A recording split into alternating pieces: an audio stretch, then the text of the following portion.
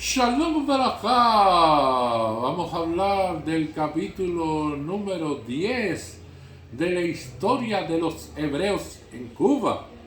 Y bueno, una de las cuestiones que lo tengo como curiosidad histórica es sobre la propiedad, la copia simple del cementerio hebreo macabeo, la cual encontré algo muy interesante desde el punto de vista numismático, en la cual dice, en el artículo segundo, que tiene convenido con los señores Jacob Baker y Joseph Steinberg, concurrente a este acto, la promesa de vender a favor de los mismos la finca rústica de su propiedad descrita anteriormente en esta escritura, y llevando efecto dicho contrato otorga que se obliga y promete vender a los nombrados señores Baker y Steinberg la finca rústica de la propiedad del que habla, nombrada El Aguacate, de la extensión superficial y linderos expresados por el convenido precio de 1.650 pesos en monedas de oro de curso español,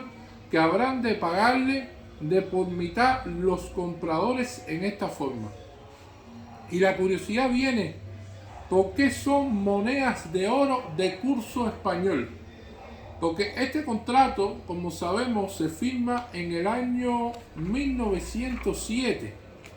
Aparece aquí el 19 de febrero de 1907. Sin embargo, ya había sucedido la república como tal y ya existía un gobierno cubano y ya no era colonia como tal de España. Entonces lo que sucede, y para eso vamos a este libro de la historia numismática en Cuba, que a pesar de haberse previsto por los forjadores de la República en Cuba dotar de la misma de una moneda propia como un elemento más de soberanía, tuvieron que transcurrir varios años para alcanzar tan anhelo.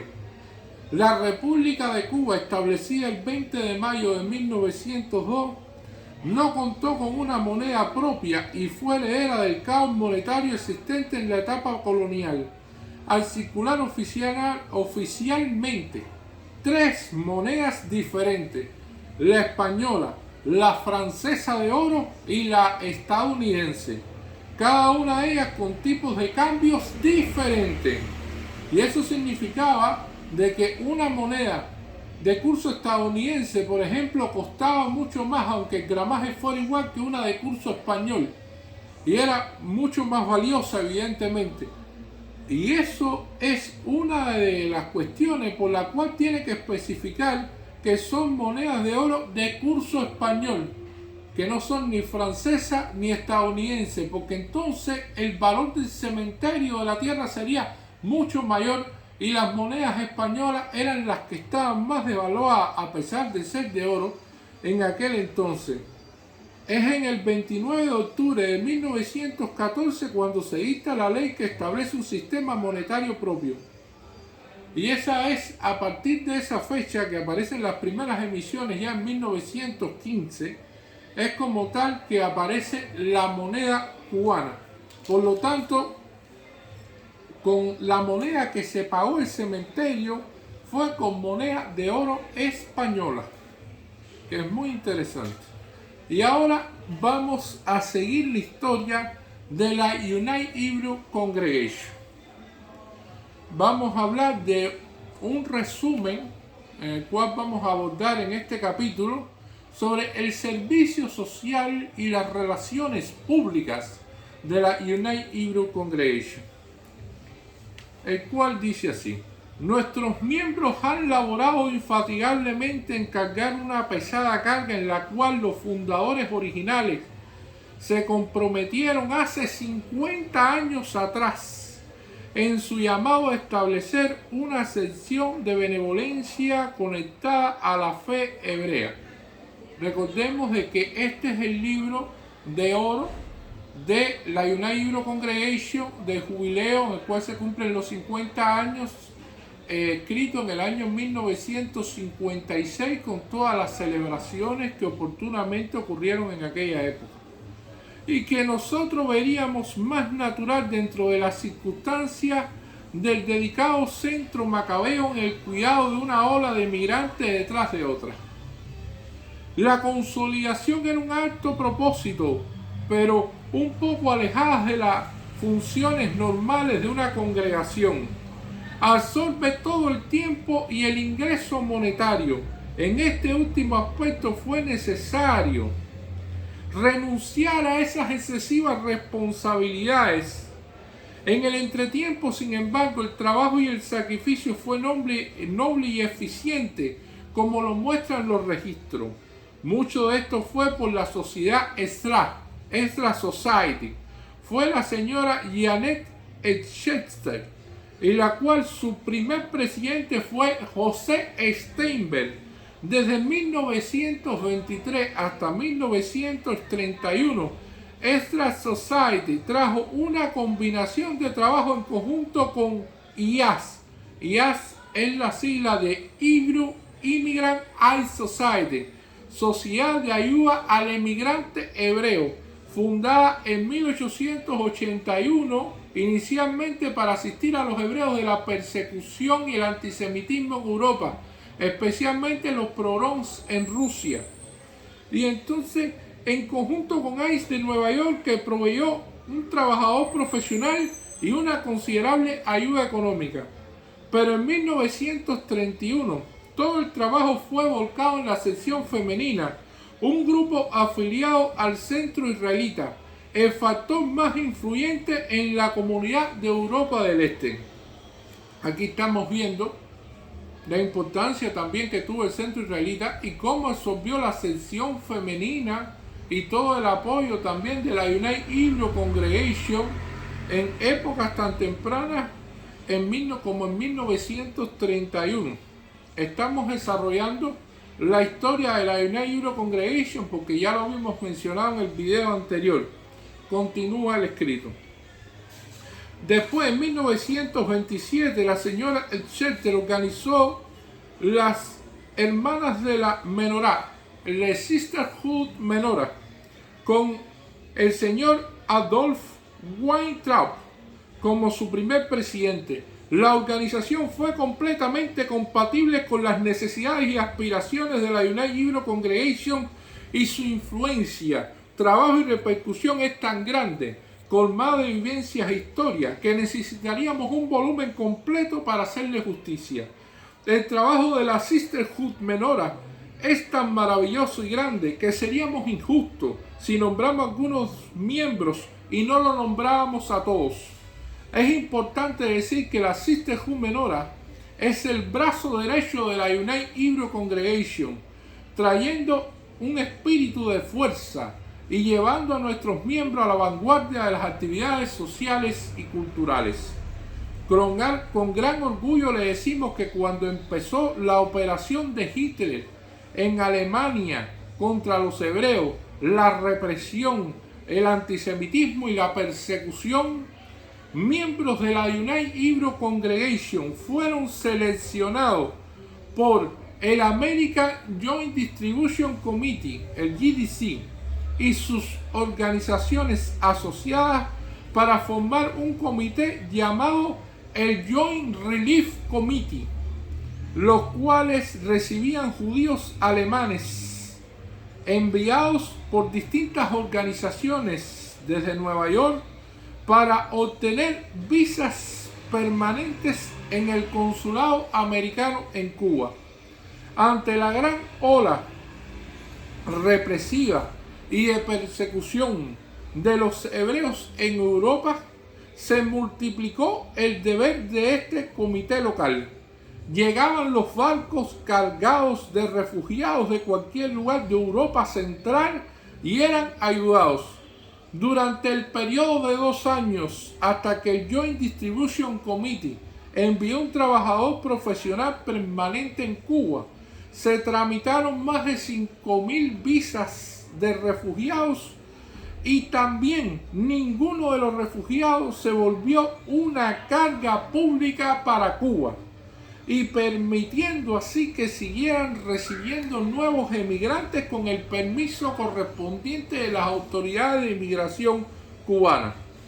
El Joint Relief Committee fue manejado por Albert Harman, Gustav Cates, Jacob Brandon y con la magnífica ayuda de Oscar Gurfinkel.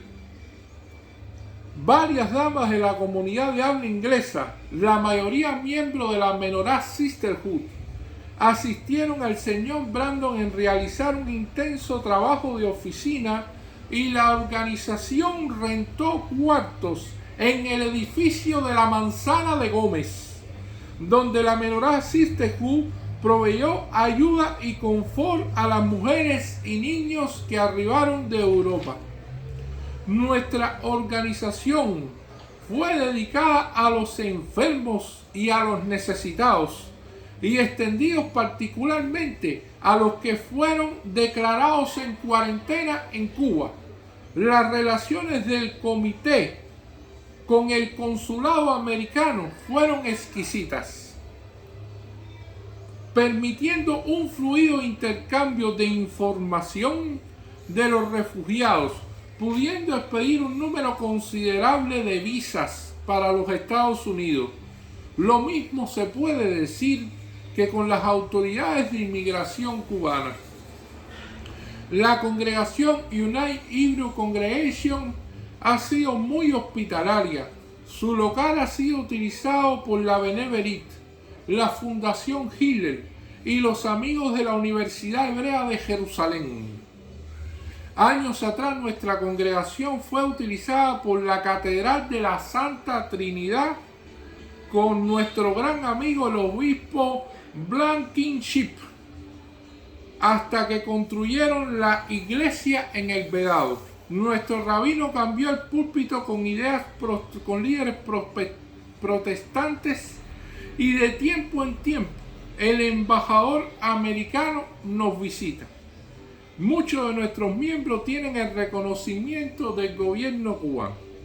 El más distinguido de nuestros miembros, José Steinberg, que junto a su hermano Max y Edward fueron amigos personales del apóstol José Martín. José Steinberg organizó el Club Patriótico de Cuba para recoger fondos y ayudar a la revolución. Tomás Estrada Palma, entonces su delegado plenipotenciario de la Revolución Cubana y después su primer presidente de la República de Cuba, ascendió a José Steinberg como capitán del Ejército Libertador. Nuestro amigo José Steinberg se ganó el afecto y el cariño respetuoso de todos los que lo conocieron, y su hermosa esposa fue un miembro muy activo de la Sociedad Extra y de la Menorah Sisterhood. José Steinberg fue enterrado con honores militares, con un pelotón acompañando sus restos mortales, donde se dispararon balas de salva en su honor mientras descendía el féretro en el cementerio hebreo. Que esta pareja descanse en paz para siempre. Mr. Adolf Cates, presidente de nuestra congregación en el pasado, recibió del gobierno cubano la Cruz de la Orden de Carlos Manuel de Céspedes por los servicios prestados a Cuba dentro del país y en el exterior. Él también es gran caballero oficial de la Orden de Mérito Comercial.